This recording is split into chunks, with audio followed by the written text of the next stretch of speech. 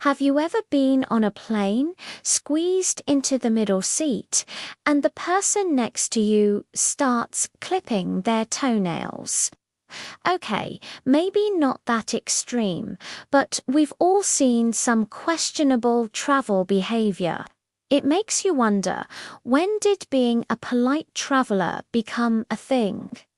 Was there a golden age of travel where everyone was perfectly behaved? Let's take a trip back in time and find out. Believe it or not, the idea of travel etiquette is as old as travel itself. In ancient times, hospitality was a sacred duty. Think of the ancient Greeks and their concept of xenia, the divine right of guests and the sacred duty of hosts. If a stranger showed up at your door, you were expected to offer them food, shelter, and safe passage. No questions asked. This wasn't just being nice.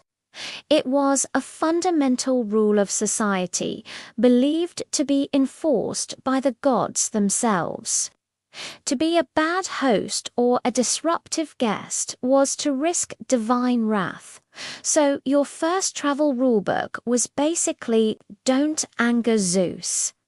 As we move into the Middle Ages, travel was often for pilgrimage. People journeyed for hundreds of miles to visit holy sites.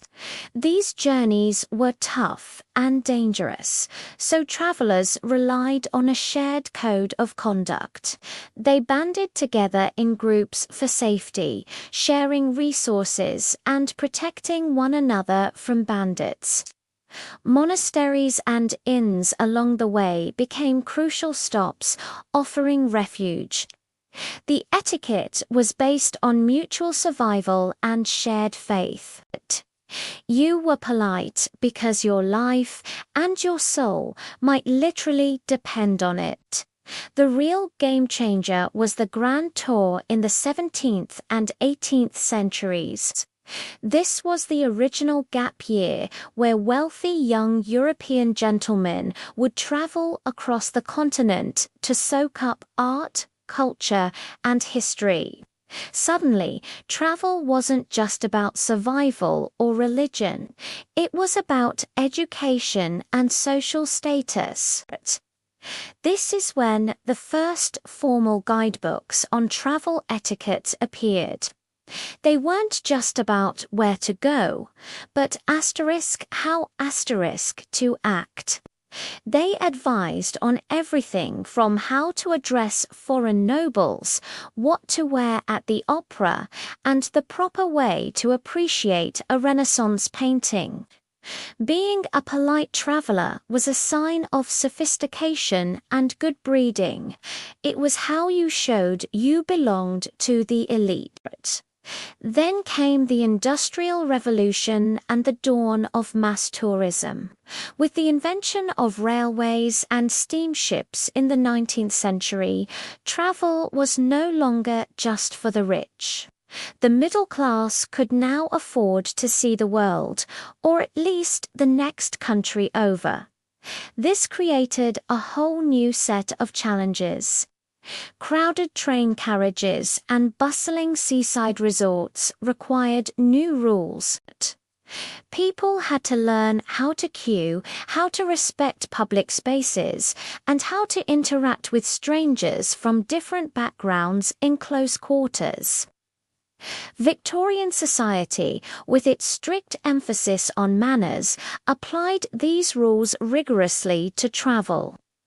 Politeness became a way to maintain order and civility in this new, bustling world of tourism. Today, we're more connected than ever. We can fly across the globe in hours and share our experiences instantly online. But the core principles of travel etiquette haven't really changed. It all comes back to respect. Respect for other people, respect for different cultures, and respect for the places we visit.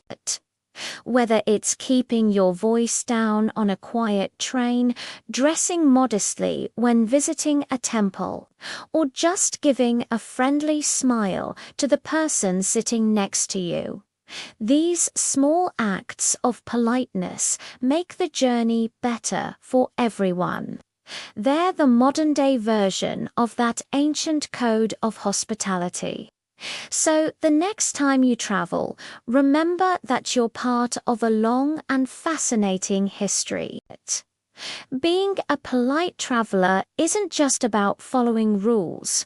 It's about carrying on a tradition of respect and human connection that's thousands of years old.